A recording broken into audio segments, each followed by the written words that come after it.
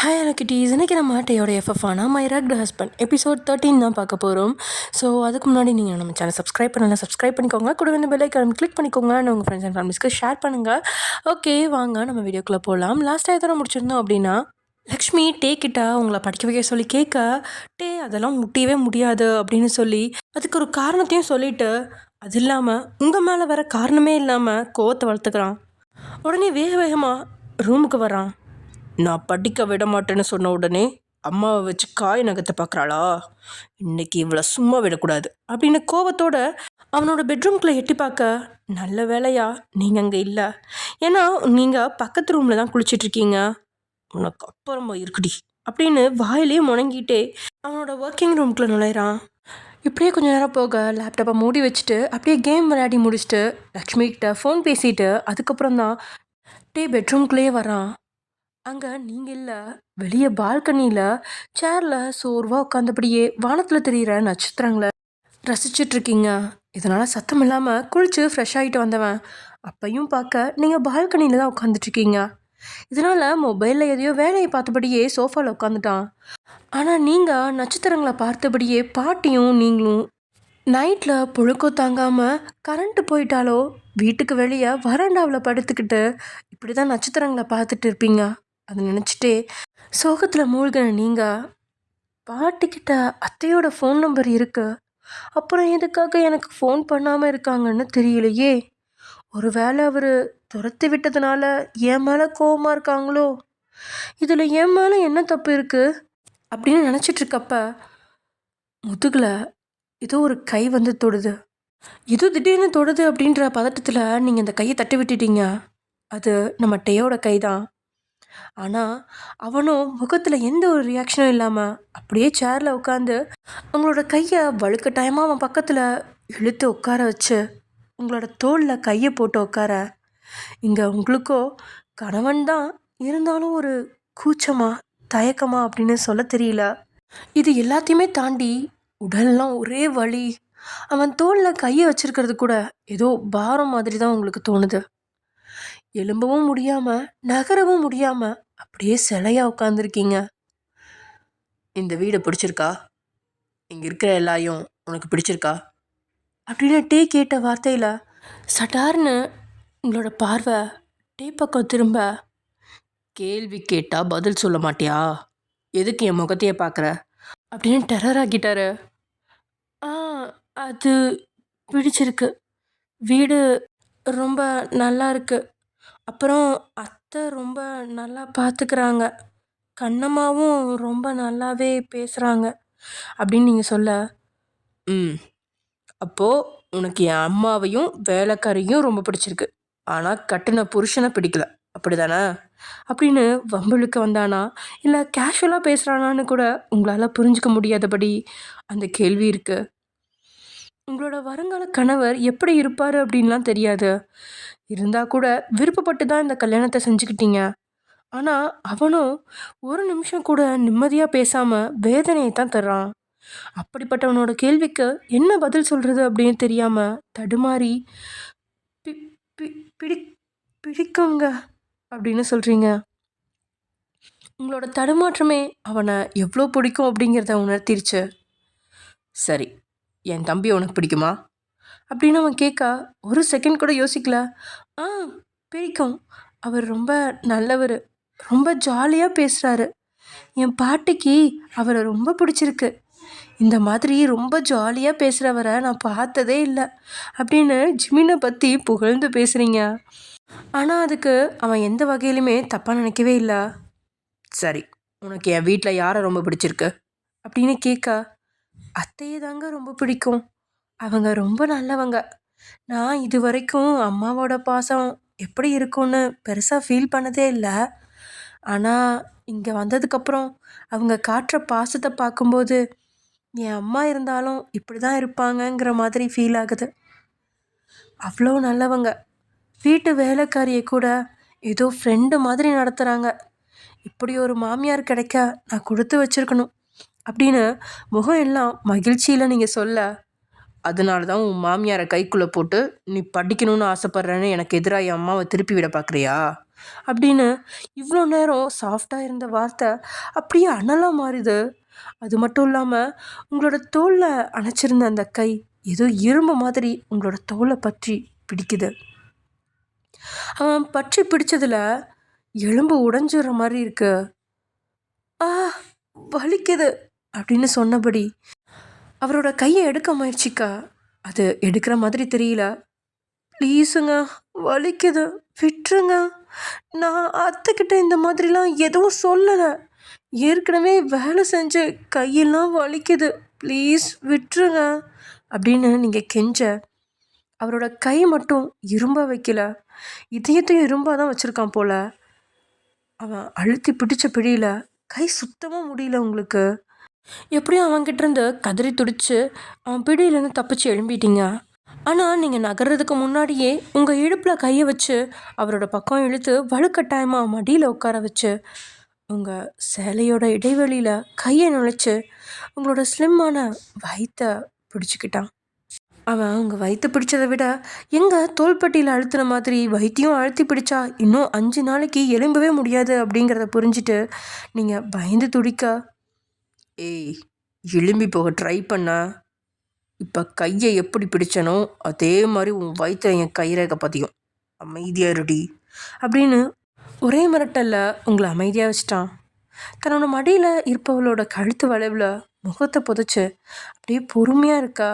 உங்களுக்கும் அவன் என்னை காயப்படுத்த மாட்டான் அப்படின்னு ஒரு உணர்வு வந்ததுக்கப்புறம் தான் கணவரோட கை வயிற்றில் இருக்குது அப்படிங்கிற ஒரு கூச்சம் வர தொடங்குது. அந்த கூச்சத்திலேயே உடலெல்லாம் நெளிய தொடங்கிடுச்சு. போதா குறைக்கு கழுத்தில் பதிஞ்சிருக்க அவனோட முகத்துல இருந்து சூடான மூச்சு காற்று உங்களோட காதோரத்தில் துளிவிட அது கொஞ்சம் வித்தியாசமான உணர்வை தான் கொடுக்குது. இதனால் உங்களோட சீரான மூச்சு காற்று பலமான மூச்சு காத்தா சில நொடியில் மாறி உங்களோட நெஞ்சுக்கூடு மேலேறி கீழடங்குற அளவுக்கு செய்யுது. இங்கே பாரு, உனக்கு படிக்கணும், வாழ்க்கையில் சாதிக்கணும் அப்படின்னு ஏதாவது ஆசை இருந்துச்சுன்னா என்னை விட்டுட்டு உன் வீட்டுக்கு கிளம்பி போய்கிட்டே இரு. அதை விட்டுட்டு லக்ஷ்மி அம்மா கிட்ட ஏதாவது சொல்லி அவங்க என்கிட்ட ஏதாவது கேட்டால் தண்டனை உனக்கு கொடூரமாக கிடைக்கும், ஞாபகத்தில் வச்சுக்கோ அப்படின்னு சொல்லி உங்களோட வயிற்றுல இருந்த கையை எடுத்து உங்களையும் எழுப்பி விட்டவன் அங்கேருந்து போக அவன் சொன்ன வார்த்தை மனசால் ஏற்றுக்கல முடியல. அப்படின்னாலும் ஏன் நான் படிக்க விட மாட்டேன்னு சொல்கிறீங்க? நீங்கள் அமெரிக்காவில் போய் படித்ததா அத்தை சொன்னாங்க, ஆனால் நான் மட்டும் 12ஆம் கிளாஸ் தான் படித்தவளாக இருக்கணுமா? உங்ககிட்ட காசு இல்லைன்னா சொல்லுங்கள், நான் வேணா என் கையில் இருக்க பணத்தை போட்டு படிக்கிறேன் அப்படின்னு நீங்கள் வார்த்தையை விட்டுட்டீங்க. யாராவது கெஞ்சினாலோ இல்லை வார்த்தையை விட்டாலோ நம்ம டேக்கு குணம் அப்படியே வேற மாதிரி மாறும். இன்னைக்கேனும் லக்ஷ்மி கிட்ட ஒரு தாய் பாசத்தை உணர்ந்ததா நீங்கள் சொன்ன அந்த வார்த்தை தான் உங்களை பெருசாக காயப்படுத்தாமல் அவன்கிட்ட இருந்து காப்பாத்துது.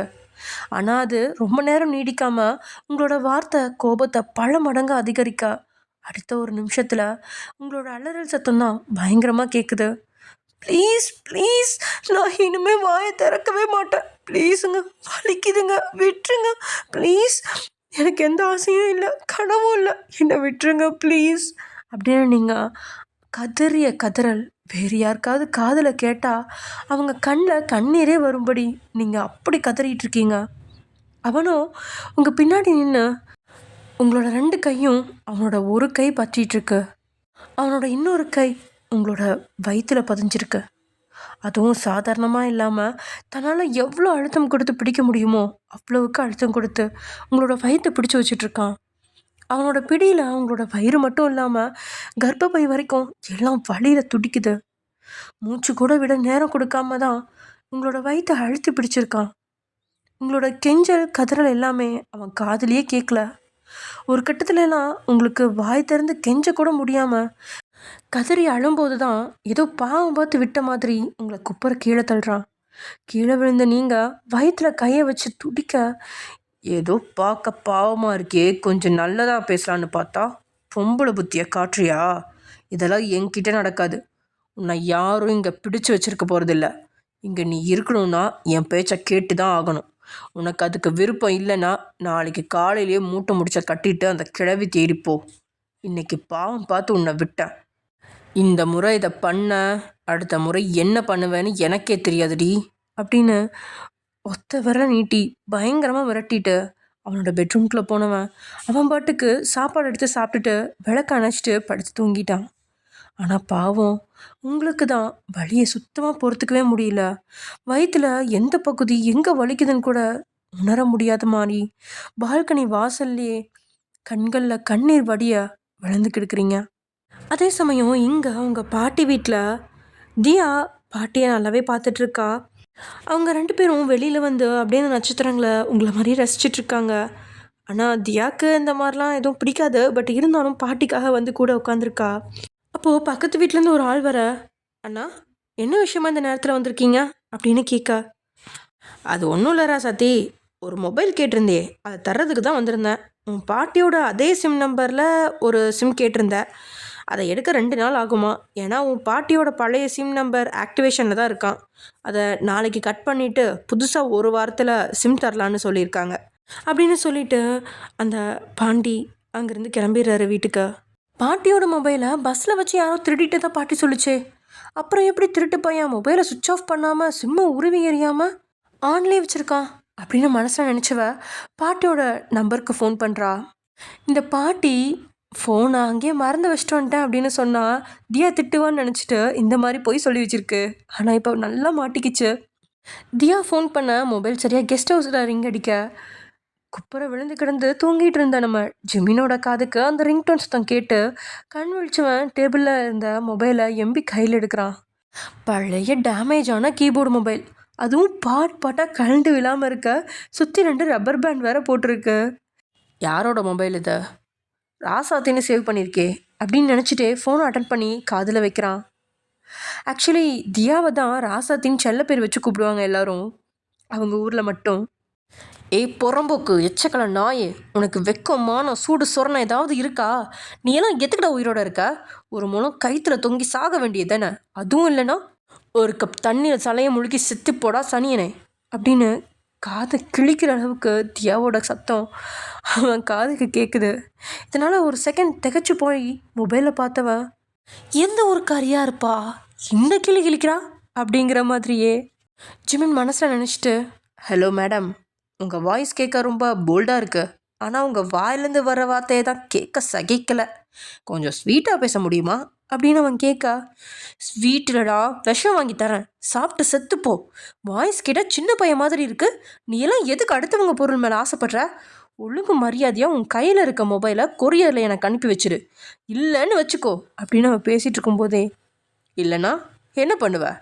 தேடி வந்து கட்டிப்பிடிச்சு கணத்தில் முத்தம் தருவியா அப்படின்னு ஜிமின் கேட்ட வார்த்தையால் ஒரு செகண்ட் அமைதியாகிட்டா. என்ன சரியான பைத்தியக்காரனாக இருக்கான். நாக்க பிடுங்கிட்டு சாகிற அளவுக்கு தானே பேசுகிறேன், இவன் என்னடானா கலாய்க்கிற மாதிரி பேசுகிறானே அப்படின்னு நினச்சிட்டு, மொத்தம் தானே தரணும், என் கண்ணுக்கு முன்னாடி வா, உன்னை என்ன பண்ணுறேன்னு அப்போ உனக்கு தெரியும் அப்படின்னு அவள் கத்த. அப்போது நான் உன் முன்னாடி வந்தா நான் என்ன ஆசைப்படுறேனோ அதை நீ பண்ணி தருவியா அப்படின்னு மறுபடியும் அவன் கேட்க, சரியான பிசாசு நாய், நான் என்ன சொல்லிக்கிட்டு இருக்கேன், நீ என்னடா கேட்குற? நீ எங்கே இருக்கிறேன்னு சொல்லு, உன்னை நேரடியாக வந்து கவனிச்சுக்கிறேன் அப்படின்னு தியா தீப்பழம்பாக மாறி சத்தம் போடுறா. ஓகே, நோ ப்ராப்ளம், அட்ரஸ் அனுப்பி வைக்கிறேன், நேரடியாக வந்து என்ன ஏதாவது பண்ணிட்டு போ, பாய் செல்லக்குட்டி, ஐ லவ் யூ உம்மா அப்படின்னு சொல்லிட்டு காலை கட் பண்ணிடுறான்.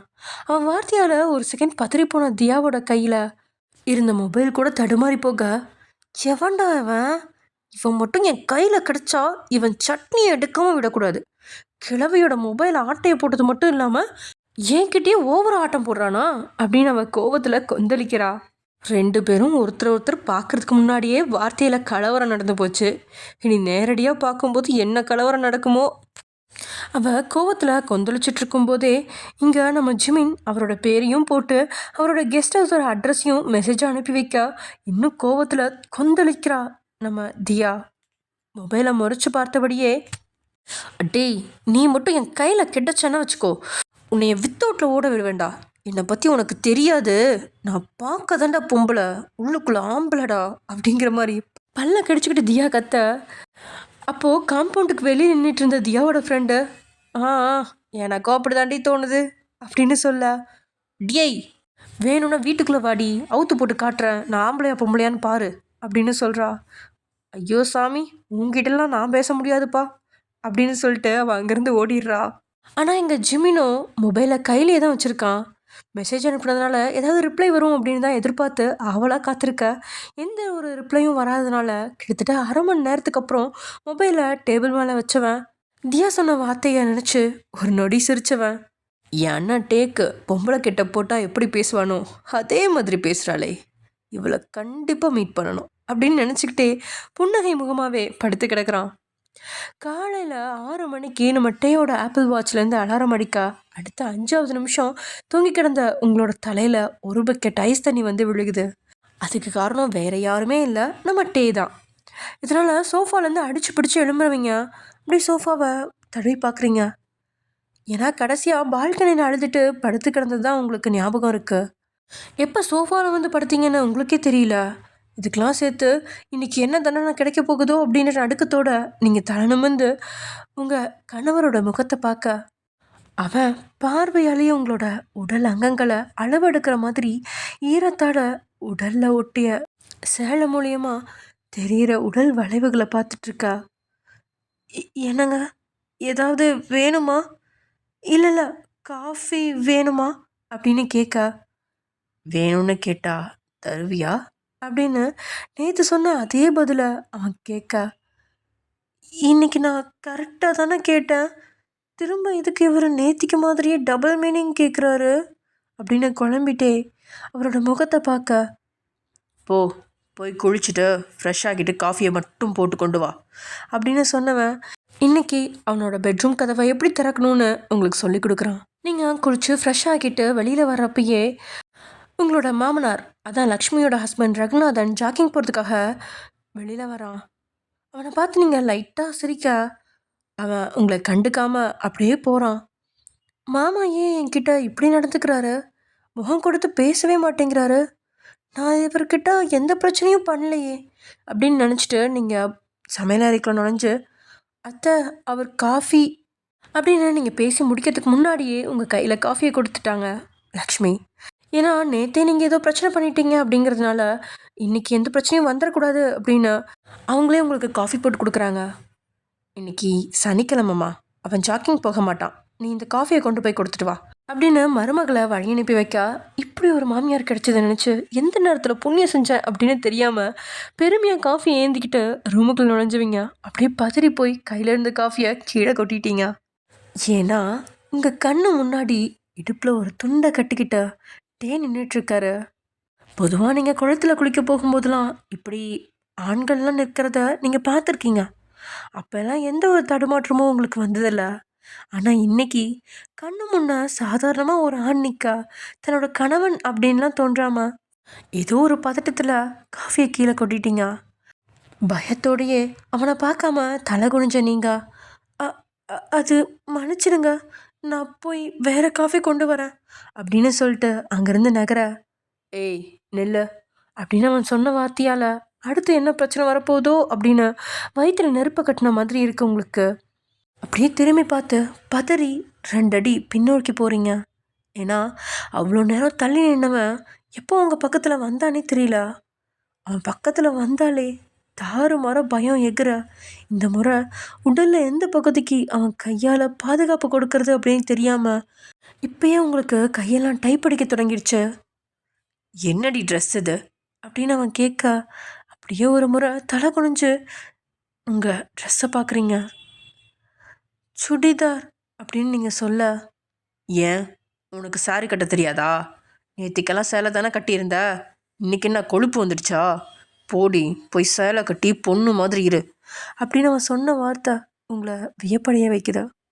அவன் முட்டி தெரிகிற அளவுக்கு பர்முடா பேண்ட்டும் டைட்டான பனியன். நேற்று கூட நைட்டு சட்டையை கழட்டி வீசிட்டு சட்டை இல்லாமல் தான் படுத்திருந்தான். ஆனால் உங்கள் உடலில் ஒரு பகுதி கூட அசிங்கமாக தெரியாத அளவுக்கு சுடிதார் போட்டிருக்கீங்க. அதுக்கு மேலே துப்பட்டாவையும் போட்டு உடலை நல்லா மறைச்சிருக்கீங்க. அதோட உங்களோட ஊர் சென்னை அளவுக்கு வளர்ந்த மாவட்டம் இல்லை அப்படின்னா கூட அங்கே கூட பொண்ணுங்க அவ்வளவா சேலையெல்லாம் கட்ட மாட்டாங்க. ஒரு 35-40 வயசுக்கு மேலே இருக்கிறவங்க மட்டும்தான் ஃபுல் டேவும் சாரி கட்டியிருப்பாங்க. நீங்களாம் உங்களோட வீட்டில் இருக்கும்போது சுடிதார் பாவாடை தாவணியில் தான் இருப்பீங்க. அந்த ஊர்லேயே அப்படி இருக்கிறாங்க, சென்னையிலலாம் அதுலேயும் 100 மடங்கு முன்னேறியிடும். இந்த ஊரில் இப்படி ஒரு கண்டிஷனா அப்படின்னு உங்கள் ஃபேஸ் ரியாக்ஷன் இருக்கா?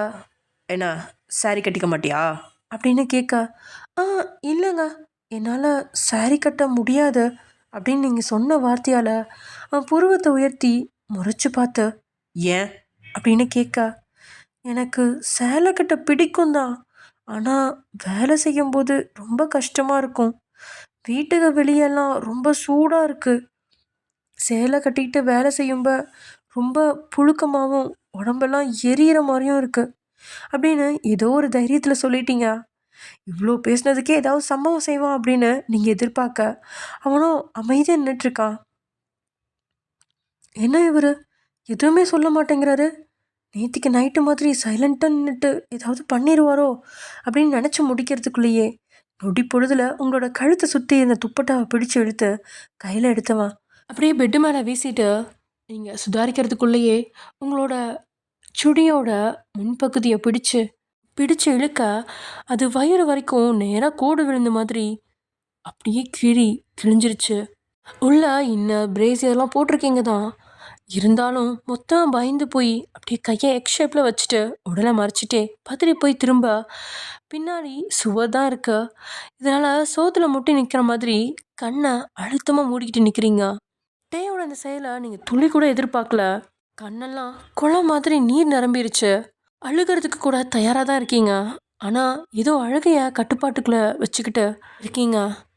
அதுக்காக நம்மளோட புருஷன் தானே கிரணா, இதில் என்ன இருக்குது, அவனுக்கு இல்லாத உரிமையா அப்படின்லாம் உங்களால் சுத்தமாக நினச்சிக்க முடியல. ஆனால் டே பின்னாடி நின்றுட்டு உங்களோட உடம்பு மேலே பட்டும் படாமல் சேர்ந்தவன் அவனோட தலையை உங்களோட தோள்பட்டையில் வைக்கிறான். அவனோட முகத்தில் இருக்க லேசான ஒரு சின்ன தாடி உங்களோட கழுத்தை குத்த உங்களோட தோள்பட்டா லேசாக மேலே ஏறி கீழே இறங்க. இங்கே பாரு வயன், என் பொறுமைக்கு ஒரு அளவு உண்டு. நான் ஏதாவது ஒன்று சொன்னால் நீ அதை கேட்டு தான் நடக்கணும். அதை விட்டுட்டு ஓவராக பேசக்கூடாது. அப்படி ஓவராக பேசுகிறவங்கள எனக்கு பிடிக்காது. இருந்தாலும் இன்னைக்கு நீ பேசுகிறது எனக்கு பிடிச்சிருந்துச்சு. ஏன்னா நீ கோவப்படவும் இல்லை, கெஞ்சவும் இல்லை, நார்மலாக பேசினேன். அதுக்காகலாம் என் பாலிசியை மாற்றிக்க மாட்டேன். என் கண்ணு முன்னாடி நீ வரும்போது சேலையில் தான் இருக்கணும், இல்லைன்னா ட்ரெஸ் இல்லாமல் ரொம்ப கஷ்டப்படுவ, சரியா அப்படின்னு சொன்னபடியே உங்களோட காது மடலில் இன்னும் அழுத்தமாக சில வினாடி முகத்தை பதிச்சு கண்களை மூடி அப்படியே நின்றுக்கிட்டான். 2 பேரோட உடலும் பெருசாலாம் உரசல. அதுக்கு மேலே 2 பேரோட வாயிலிருந்தும் வார்த்தை வரல. ஆனால் அவனோட முகத்தில் அழுத்தம் மட்டும் ஆறுதலா வேதனையா அப்படின்னு தெரியாமல் என்ன நீங்கள், உங்களுக்கு என்ன பிடிக்கலையா அப்படின்னு கேட்குறீங்க. அடுத்த செகண்ட் உங்களை விட்டு விலகினவன், முதல்ல உனக்கு என்ன பிடிச்சிருக்கா அப்படின்னு கேட்க, உண்மையில் கல்யாணத்துக்கு முன்னாடி வரைக்கும் அவன் ஃபோட்டோவை கூட நீங்கள் பார்த்ததில்ல அப்படின்னாலும் கூட விரும்பி தான் கல்யாணம் பண்ணிக்கிட்டீங்க. ஆனால் இப்போது அவன் கேட்ட கேள்விக்கு பதில் மட்டும் வரல. அந்த கேப்பில் அவன் ட்ரெஸ்ஸை மாற்றிட்டு ரூமை விட்டு வெளியே போயிட்டான். தலையை கூட நிமிராமல் கவிழ்ந்தபடியே உடம்பை மறைச்சிக்கிட்டு இருந்த உங்கள் மேலே ஒரு சேலை வந்து விழுகுது. அது நம்ம டே போட்டுற சேலை தான். இங்கேயே நின்று சீக்கிரமாக ட்ரெஸ் சேஞ்ச் பண்ணிவிட்டு போய் பிரேக்ஃபாஸ்ட் ரெடி பண்ணு. அதுவும் நேத்திக்கு சமைச்ச மாதிரியே சமைச்சு வை. நேத்திக்கு நீ சமைச்ச பிரேக்ஃபாஸ்ட்டும் மத்தியானம் சாப்பாடும் வேறு லெவலில் இருந்துச்சு அப்படின்னு சொல்லிட்டு அங்கேருந்து போகிறான். அவனோட சின்ன அந்த பாராட்டை ஏதோ பெருசாக சாதித்த மாதிரி நினச்சிட்டு அவன் செஞ்ச கொடுமைகளை உங்களுக்குள்ளே அடக்கிட்டு உதட்டில் ஒரு சின்ன புன்னகையை மலர வைக்கிறீங்க. கீழே கிடந்த புடவையை எடுத்து கட்டிக்கிட்டு சமையலறைக்கு போய் நீங்கள் 3 பேரும் சமையல் வேலையை ஆரம்பிக்கிறீங்க. அதே சமயம் நேற்று காய்ச்சலால் ரொம்ப அசதியாக தூங்கிட்டு இருந்த பாட்டி இன்னைக்கு எழுந்து மணியை பார்க்க மணி 8 ஆயிடுச்சு. இதனால் முகம் கூட கழுவாமல் நேராக சமையலறைக்கு தான் வராங்க. இங்கே தியாவோ தோசையை சுட தெரியாமல் வெந்தும் வேகாமலும் எடுத்து அப்படியே தாறுமாறா திருப்பி போட்டு மடித்து வச்சிட்ருக்கா. இதை பார்த்து நெஞ்சில் கையை வச்ச பாட்டி, நேத்திக்கும் இப்படி தான் ஏதோ ஒன்று செஞ்சு வச்சு உசுரை எடுத்தா. இவ சமைக்கிறத தின்னு பக்கவாதம் வந்து படுக்கக்கூடாது. இவ எழும்புறதுக்கு முன்னாடி நாம் போய் சமைச்சு உசுரை காப்பாற்றிக்கலாம்னு நினச்சா அதுக்குள்ளே சமையல் கட்டுக்குள்ளே நுழைஞ்சிட்டாலே. இந்த வயனை கட்டி கொடுத்ததுக்கு தியாவை கட்டி கொடுத்து அனுப்பியிருக்கலாம். ஆஞ்சநேயா, நான் என்ன பாவம் பண்ணேனோ அப்படின்னு தியாவோட சமையலை சாப்பிடணுமே அப்படின்னு பாட்டி உள்ளுக்குள்ளே கதறியபடியே அங்கேருந்து கிளம்ப, எவ்வளோ தைரியம் இருந்தால் என்னை பார்த்து ஐ லவ் யூன்னு சொல்லியிருப்பான். அவனுக்கு நான் யாருன்னு தெரியல. இந்த லாயர் தியா யாருங்கிறத கூடிய சீக்கிரம் அவனுக்கு நிரூபிக்காமல் விட மாட்டேன். 6 அடி வளர்ந்த ஆம்பளைங்களே என்னை பார்த்தா மூட்டிக்கிட்டு போவானுங்க. ஆனால் இவன் என்கிட்டயே ஓவராக பேசிட்டான். என் கையில் மட்டும் கெட்டச்சான்னு வச்சுக்க, இந்த தோசைக்கல்ல உட்கார வச்சு அவன் டிக்கியை பழுக்க வைக்கல என் பேர் தியா இல்லடா அப்படின்னு அவன் மேலே இருக்க கோவத்தை வாயில் முணங்கிக்கிட்டே அந்த தோசைக்கல்ல பாடாக படுத்திக்கிட்டு இருக்கிறா. அடியே நாசமாக போனவளே, என் ஆத்தா எனக்கு சீதனமாக கொடுத்து தட்ட முடியாது, அதை உடச்சி போடாத, இன்றைக்கி வாங்கினோம்னா விலை 500 ரூபா ஆகும் அப்படின்னு பாட்டி சொன்ன வார்த்தையை கேட்டதுக்கப்புறம் தான் கொஞ்சம் தன்னலிக்கு வந்து பாட்டியை திரும்பி பார்க்குறா. பாட்டி நெத்தியில் கை வச்சு பாட்டிக்கு ஃபீவர்லாம் குறைஞ்சிருச்சான்னு பார்க்குறா. ஃபீவர்லாம் குறைஞ்சிருச்சு.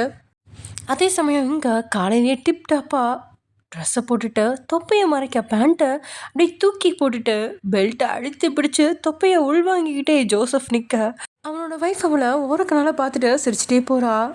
சரிதான் போடி அப்படின்னு ஜோசப் அதெல்லாம் கண்டுக்காம பெல்ட்டை நல்லா இறுக்கி போட்டுட்டு 8 மணிக்கெல்லாம் ஆஃபீஸ்க்கு வந்து சேர்ந்துட்டான். அந்த நேரத்தில் தான் ஒர்க்கர்ஸ் எல்லாருமே வந்துட்டுருக்க.